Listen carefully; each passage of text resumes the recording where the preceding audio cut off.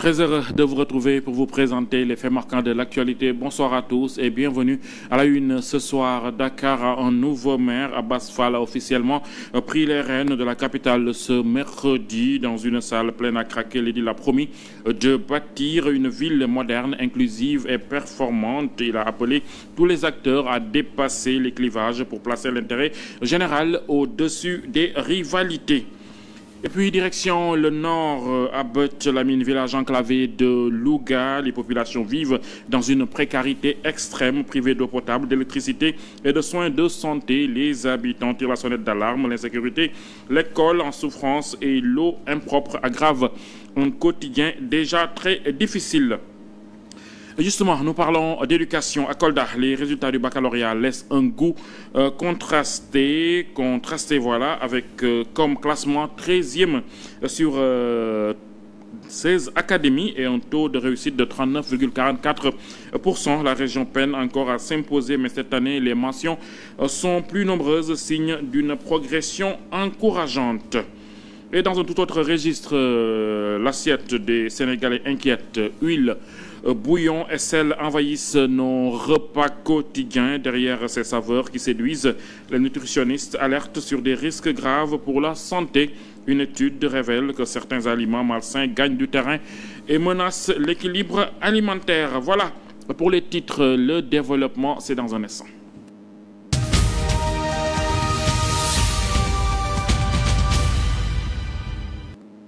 Merci de nous choisir pour vous informer. La passation de service entre Ngone Mbeng, maire intérimaire, et Abass Fall, nouveau maire de la ville de Dakar, s'est tenue ce mercredi 10 septembre à la mairie de Dakar. Le maire a appelé les acteurs à travailler ensemble pour une capitale plus performante. Dans une salle archi-comble, le nouvel édile a mesuré l'ampleur de la confiance placée en lui et a félicité Ngone Mbeng pour sa gestion de l'intérim. Cette dernière, désormais première adjointe, a pour sa part souhaité plein succès à son successeur. Tout de blanc vêtu, le nouvel édile est entré en lice dans une salle pleine à craquer. L'ancien ministre du Travail vient ainsi remplacer Ngone Mbeng après 8 mois de service. Elle ne s'en cache pas, la pression extérieure était si pesante, mais elle a su maintenir le bateau à flot. Aucune action humaine n'est parfaite. Je compte entièrement sur vous pour préserver, continuer, parachever les bonnes actions que j'ai pu amener avec l'ensemble de mes collègues conseillers. Non sans moins tresser des lauriers à son successeur. De par leur passé, elle put espérer une gestion à la hauteur des enjeux. Il était le premier adjoint au maire, j'étais la deuxième de 2022 à 2023. Je connais votre disponibilité, je connais votre engagement à faire du bien, à partager humainement tout ce qui passe par la main. Le nouveau maire assure être conscient de la tâche qui l'attend. Lui et son équipe, Abass Fall, compte sur l'implication de l'équipe municipale déjà en place et d'un partenariat fécond avec les plus hautes autorités étatiques pour faire de la capitale une ville performante. Je n'ignore pas l'ampleur des défis que nous avons. Mais je sais aussi que Dakar regorge d'énergie, d'intelligence et de ressources humaines remarquables. Ensemble, dans l'unité et la discipline collective, nous tracerons la voie d'une capitale plus moderne, plus inclusive et plus rayonnante. Aussitôt installé, Abass Fall, c'est déjà là où il va débuter ses grands chantiers. Quel que soit doxalin bi ma fi fekkoon, Inch'Allah dinaa ko gën a yaatal. Dorénavant, le cap est fixé. Dakar bi ñu nar a jëriñoo ñëpp Inch'Allah ci lañ jëm bu soobee. Dans la foulée de son installation, Abass Fall a lancé un appel fort, dépasser les clivages politiques pour réussir la mission confiée à son équipe. Le nouvel édile a également déploré les conditions de travail des agents municipaux, soulignant que leur situation impacte inévitablement leur performance. Il a pris acte de ces difficultés et annoncé que des mesures seront prochainement mises en œuvre afin de placer les travailleurs dans de meilleures conditions. L'homme n'est plus au clivage stérile politique, mais est à la recherche de performance. La ville de Dakar doit être une municipalité performante, portée en bandoulière comme étendard de notre action communale, la performance. Je comprends, Madame le maire, vous l'avez dit tout à l'heure, les conditions dans lesquelles l'administration municipale travaille. Je ne suis pas en terrain inconnu, j'ai été premier adjoint au maire. Et ma première préoccupation quand je suis venu, quand j'ai vu les salaires des gens qui travaillent ici, je me suis dit, je comprends pourquoi l'administration municipale n'est pas aussi performante qu'on l'aurait souhaité. La performance doit être le résultat d'une organisation au sens large du terme, avec tout ce que cela demande comme moyens humains, logistiques, financiers, de autres. Abass Fall remplace désormais officiellement Barthélémy Diaz, tête de la mairie de Dakar. Lors de son installation, il a reçu le soutien appuyé de ses collègues du conseil municipal qui saluent sa détermination à servir la population de la capitale. Mais au-delà des félicitations, les attentes restent nombreuses et la pression autour de son élection se fait déjà sentir. Abass Fall prend officiellement ses fonctions de nouveau maire de Dakar. Le remplaçant de Barthélémy Diaz est décrit par ses collègues comme un homme engagé au service des populations. Je travaille avec Abass Fall depuis 2018. C'est quelqu'un qui a le sens de la responsabilité.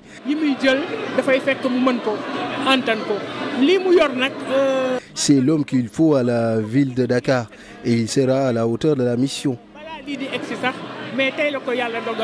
Pour la réussite de sa mission, l'ancien ministre du Travail peut compter sur le soutien de ses camarades de parti, de même que sur des alliés de PASTEF. Nous devons l'accompagner pour cette nouvelle mission. Nous avons confiance en lui. Nous demandons aux autorités de le soutenir pour l'intérêt des Dakarois.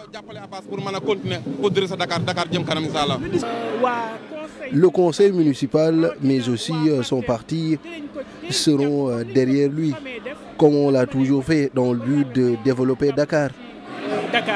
L'élection de Abass Fall a suscité beaucoup d'espoir, d'autant plus que Dakar est une ville où les urgences ne peuvent pas attendre. Les compétences transférées, naturellement, c'est la santé, c'est l'éducation. L'assainissement n'est pas transféré, mais la ville joue un rôle dans le cadre de l'assainissement. C'est l'urbanisme, c'est également la jeunesse, le sport, la culture. Donc toutes ces actions doivent être menées de manière urgente pour que les Dakaroises et les Dakarois puissent se sentir, en tout cas dans le cadre du travail. Lors de son installation, Abass Fall a tenu un discours rassembleur, affirmant ainsi qu'il sera le maire de tous les Dakarois. Si une page s'ouvre, une autre n'est pas encore définitivement tournée. La révocation de Barthélémy Diaz et l'installation d'Abass Fall n'ont pas mis fin aux incertitudes. Le 18 septembre prochain, la Cour suprême dira si l'ancien maire peut retrouver son fauteuil ou si son successeur reste en place. Jusqu'au municipal, un verdict très attendu. L'affaire aura fait couler beaucoup d'encre. La mairie de Dakar a été secouée par une crise politique inédite depuis la révocation de son maire Barthélémy Diaz par le préfet de Dakar. Une décision contestée qui fait suite à sa condamnation définitive dans l'affaire Ndiaga Diouf. Tout est allé très vite. Plainte du citoyen Bayna Gueye, décision du préfet, convocation du conseil municipal puis organisation d'une élection pour désigner un nouveau maire. Barthélémy Diaz avait tenté de bloquer le processus en saisissant la justice, mais sa requête en référé a été rejetée. Malgré tout, le scrutin s'est tenu. Et c'est Abass Fall, cadre du PASTEF, qui a été porté à la tête de la ville de Dakar. Une victoire politique pour son camp, mais un revers amer pour Barthélémy Diaz. Mais ce revers ne signifie pas pour autant la fin de la bataille. Depuis juillet, l'ancien maire a introduit un recours pour excès de pouvoir contre le préfet auprès de la Cour suprême. La Cour suprême est invitée ou à se prononcer, donc à confirmer que l'arrêté préfectoral est légal. À ce titre, je souhaiterais dire qu'elle est dans l'obligation de vous indiquer la loi qu'elle va convoquer et les articles qui seront aussi éventuellement convoqués. Je le répète, ça n'existe pas. La date du 18 septembre sera donc très décisive. Si la haute juridiction lui donne raison, Barthélémy Diaz pourra être réinstallé dans son fauteuil de maire. Dans le cas contraire, Abass Fall conservera la mairie de Dakar jusqu'aux prochaines élections municipales. Un feuilleton politique aux multiples rebondissements dont l'épisode final reste encore à écrire. Pendant que Dakar vit ses bouleversements politiques dans le village enclavé de Bet-Lamine à Louga, le quotidien reste marqué par la précarité, privé d'électricité, d'eau potable, de soins de santé et même de réseaux téléphoniques. Les populations lancent un cri de détresse aux autorités, insécurité, eau impropre, écoles en difficulté. La liste des urgences est longue. À Bet-Lamine, village situé dans la commune de Léona, les habitants vivent dans des conditions précaires.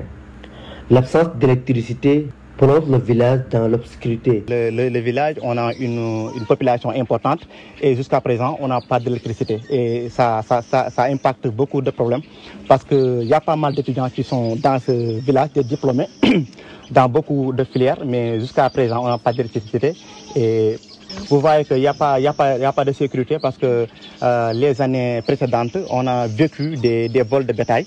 Et tout cela, c'est dû au manque d'électricité. Dans ce village, l'accès à la santé constitue un véritable problème pour les habitants. Le village, la population en tout cas, on a décaissé plus de 10 millions pour investir sur la carte de santé. Ça montre qu'on a la volonté, on a la détermination, mais malheureusement, jusqu'à présent, on n'a pas l'accompagnement. Quand je dis l'accompagnement, je parle des matériels médicaux, mais également on a besoin d'une sage-femme sophistiquée. Dans ce village, l'eau disponible est impropre à la consommation. C'est pas facile même de l'expliquer. Si tu parles de quelqu'un, on a une eau comme ceci, je pense qu'il ne le croira pas. Donc on a besoin que l'État, s'ils pourront nous aider à avoir vraiment une eau potable, ça sera un atout. Les habitants de Bet-Lamine lancent un appel à l'État du Sénégal pour des solutions durables.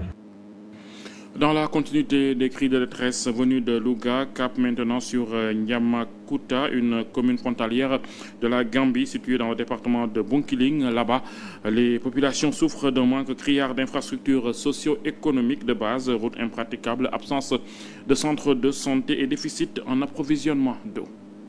Les difficultés ne cessent de se multiplier à Niamakuta dans le Kabada. L'absence de route, un problème majeur dans cette localité. Ces problèmes ont été évoqués lors de la finale journal de Niamakuta. À peu près, les doléances, ça ne suffit pas, mais j'ai commencé par la priorité. Aujourd'hui, vous l'avez vu, la route là, entre Sare El Kali et Niamakuta est pratiquement impraticable. C'est pourquoi nous demandons à l'État, à son Excellence, Monsieur le Président, Bassirou Diomaye Diakhar Faye, de nous venir en aide. Pour la route là, il y a déjà le plan Diomaye pour la Casamance qui a pris en charge le tronçon Sare El Kali Niamakuta. Donc nous demandons vivement l'exécution de ce projet. En plus de l'absence de route, se pose le problème de la santé. Nous sommes à quelques 63 km de Bunkiling. Donc nos malades, nous sommes des fois obligés, pour gagner du temps, de les évacuer vers la Gambie. C'est pourquoi nous demandons un centre de santé. Et ça, c'est valable pour toutes les communes du Kabada. Nous demandons un centre de santé pour les populations du Kabada. À cette même occasion, l'adjoint sous-préfet de Bogal interpelle la jeunesse de Niamakuta de ne pas se limiter qu'au sport. Vous voyez, on parle d'ASC, Association sportive et culturelle. Même on ajoute d'autres activités, que ce soit les activités économiques. C'est pour cela que j'ai demandé aux jeunes d'ajouter les autres activités, que ce soit la culture, que ce soit l'accompagnement des enfants au niveau de l'éducation, comme les cours de vacances, mais surtout créer des opportunités économiques. Le château d'eau de cette localité a duré 35 ans. Il était prévu pour 5 000 habitants, alors qu'aujourd'hui, la population est de 12 000. Ces habitants pensent qu'ils ont besoin d'urgence un château d'eau de dernière génération pour satisfaire leurs besoins en eau potable. Cap sur l'éducation à Kolda, où les résultats du baccalauréat suscitent débat. Classé 13e sur 16 académiques contre le Sénégal, la région affiche un taux de réussite de 39,44%. Un chiffre modeste mais accompagné d'une progression notable. Cette année, les mentions sont plus nombreuses que l'année dernière.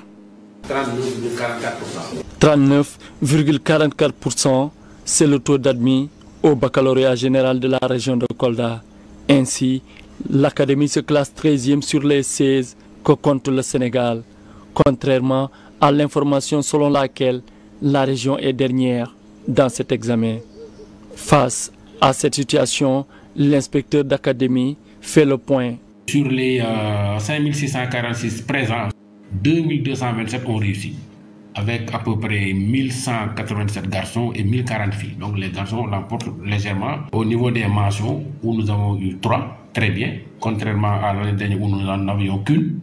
Ici, sur les 3, très bien, on a un garçon qui est du lycée technique et 2 filles, dont l'une, je crois, est à Saint-Benoît, l'autre du lycée Alpha Molopal. En 2024, on était à 111 mentions au total. Et en 2025, nous nous sommes retrouvés avec 123 mentions. Donc il y a eu un léger progrès, mais même en qualité. Non seulement en quantité, mais aussi en qualité.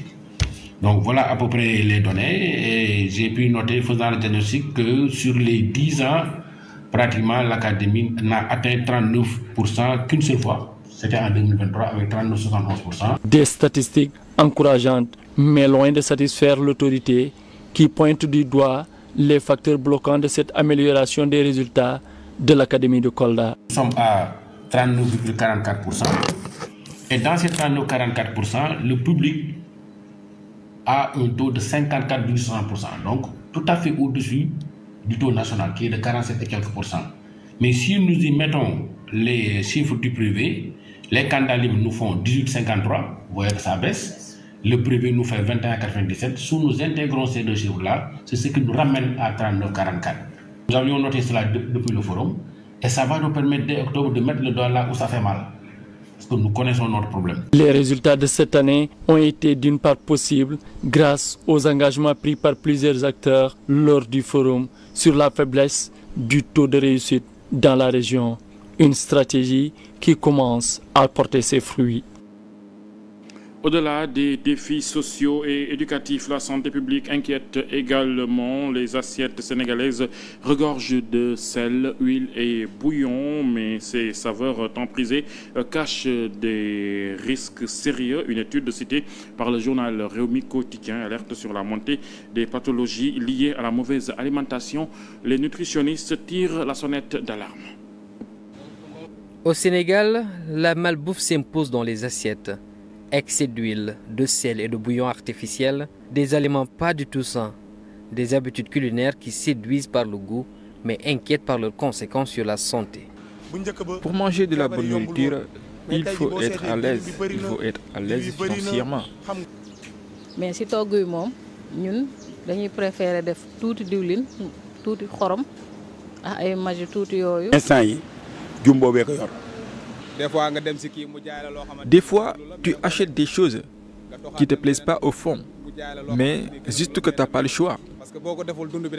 6 heures du matin la ñu yeewu ñëw teg fii toggal lépp parce que bëgguñu togg bi di fanaan ndax comme nit ñi léegi wératuñu te jamono ji neexul dañuy toggee fii lépp mu tàng jër ñu jaay ko normal. Pour manger de la bonne nourriture, il faut être à l'aise. Il faut être à l'aise financièrement. À en croire le journal Réumi dans sa parution du jour, 87% des aliments sont malsains. Le docteur Bintou Seck, nutritionniste, déclare que leur teneur en sel, en sucre, dépasse le seuil recommandé par l'OMS. Dans les rues, chacun a son avis sur cette évolution des habitudes alimentaires. Entre souvenir d'une cuisine plus saine, valorisant du naturel et appel à la prudence, les témoignages traduisent une réelle inquiétude. Avant, la nourriture était saine, sans bouillon et rien d'artificiel.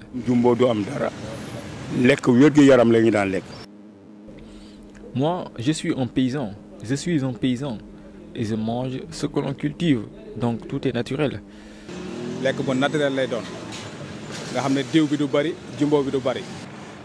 ñu war ci mën a bàyyi xel xam ne lu ñuy toggaat On doit faire attention à ce que nous cuisinons, parce que le ventre est sensible.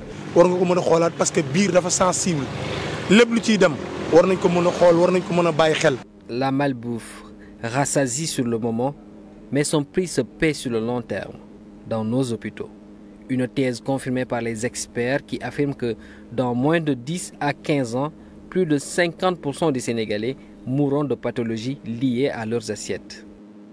Sur un autre plan sanitaire, la prolifération des sachets d'eau interroge très consommés. Ils échappent souvent aux normes d'hygiène. Des producteurs interpellent l'État sur la fabrication clandestine qui inonde le marché. Selon eux, la santé publique est directement menacée. Les sachets d'eau vendus sur le marché comme de petits pains, des personnes en consomment beaucoup. Mais il faut s'inquiéter car il y a un certain manque de normes hygiéniques et sanitaires dès la source. Moi, j'évolue dans ce secteur depuis 15 ans. On a toujours des problèmes. Notre problème, c'est quoi? C'est les gens qui fabriquent clandestinement. Il suffit d'avoir une machine. Donc, il vont rester quelques rouleaux. Donc, des rouleaux universels et puis ils produisent n'importe où, n'importe comment. Donc ils amènent ça au marché. Finalement, vraiment, ça nous pose des problèmes. Dans le secteur, il y a des gens qui sont installés et non seulement les normes d'hygiène, ils n'arrivent pas à le respecter. Le prix aussi, vraiment, ils ne le respectent pas. Ce qui fait que les gens qui sont en règle avec le fisc, bon, pour pouvoir maintenant payer, ce sera un peu difficile. Parce que quand le secteur n'est pas protégé, là, ça va créer des difficultés pour qu'on puisse maintenant remplir nos devoirs en tant que citoyens, payer nos impôts et aussi participer à la TVA. Alors, les populations encourent des risques sur le plan sanitaire.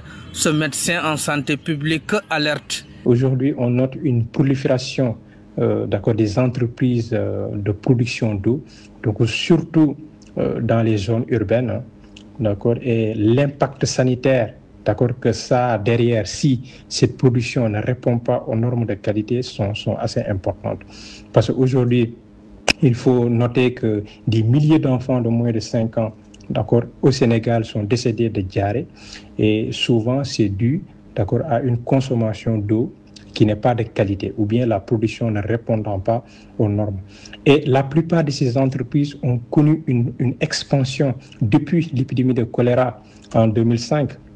Et le plus souvent, c'est des entreprises qui sont informelles, des entreprises qui ne répondent pas aux normes de qualité en matière de production, en matière d'hygiène, et souvent même qui utilisent des matériels qui ne sont pas stériles. Et l'usage de ces matériels non stériles-là peut amener une contamination de l'eau qui est produite. Réglementer le dit secteur est devenu une urgence sanitaire, sociale et économique pour le pays. Si l'État peut nous aider, vraiment, on a besoin d'amélioration. Qui fabrique, qui fait mieux, qui vraiment. Si on laisse les gens continuer comme ça, de travailler clandestinement, vraiment, l'État doit identifier, vraiment, orienter le secteur, vraiment, c'est qu'on souhaite. L'État est donc mis devant ses responsabilités pour assainir le secteur de production de l'eau destiné à la commercialisation et à la consommation. Parallèlement, les pluies continuent de tester la résilience urbaine.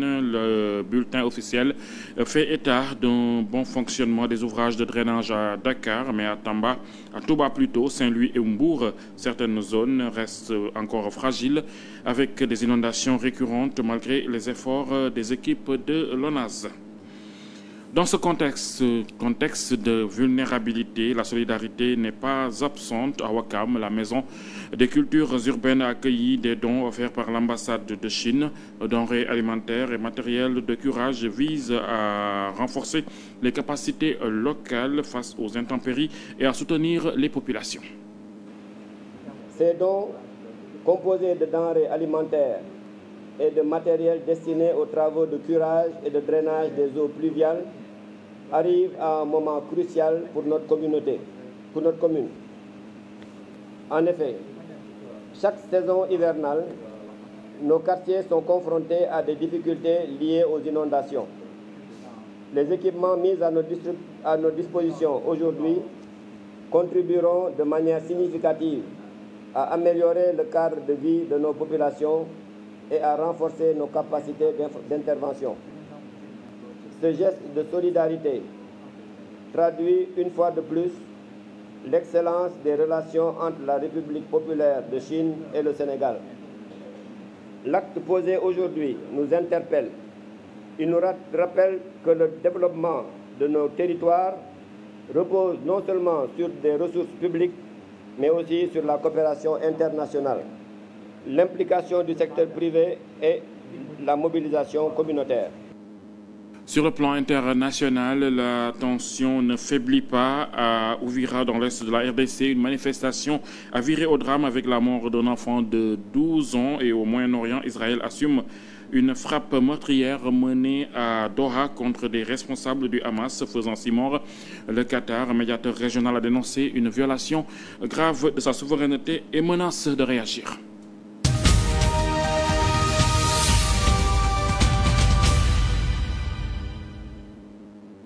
Cela fait 9 jours que la ville d'Uvira est sous tension. La plupart des commerces et des écoles sont toujours fermés. Le ministre Walzendo, soutenu désormais par une part de la société civile, exige le départ du général Olivier Gassita, le commandant adjoint de la 33e région militaire. Il est accusé de proximité avec l'AFC M23 à raison de ses origines Mouya Moulengue. Le week-end dernier, le haut commandant de Kinshasa lui a pourtant réaffirmé son soutien, ajoutant que le militaire n'appartient pas à une communauté, il est au service de la nation tout entière. Mais cela n'a pas suffi à calmer la colère de certains. Une délégation du gouvernement a attendu à Uvira pour trouver une solution, a fait savoir le président de l'Assemblée nationale, Vital Kemere. De l'autre côté, 9 députés du Sud Kivu ont de l'autre côté appelé le gouvernement à écouter la population, rappelant que les territoires d'Uvira et du Fizi ont été le principal verrou qui a stoppé l'avancée des rebelles d'AFC M23 grâce à la collaboration entre l'armée et les Ouazalendou. Avait appelé à une marche pacifique. En Israël, cette attaque suscite encore une grande confusion. Selon les renseignements militaires, les objectifs de l'opération n'ont pas été atteints. Washington, allié du Qatar et Israël, a critiqué les frappes israéliennes. Selon le président Trump, je ne suis pas ravi, je suis très mécontent, a-t-il déclaré mardi. Trump a affirmé qu'Israël n'avait pas prévenu les États-Unis à l'avance, même si son administration avait été avertie par l'armée américaine sur la Maison-Blanche. Les frappes au Qatar ont rendu le président Donald Trump très mal à l'aise, même si éliminer le Hamas reste un but louable, avait indiqué la Maison-Blanche. Le Qatar a démenti avoir été prévenu. L'Émirat se réserve le droit de riposter à cette attaque flagrante, selon son premier ministre Cheikh Mohammed Ben Abdurrahman Al Thani. Nous pensons qu'aujourd'hui, nous sommes arrivés à un moment charnière. Il doit y avoir une réponse à toute la région, a ajouté le dirigeant, assurant toutefois que son pays continuerait à jouer le rôle de médiateur dans la guerre à Gaza.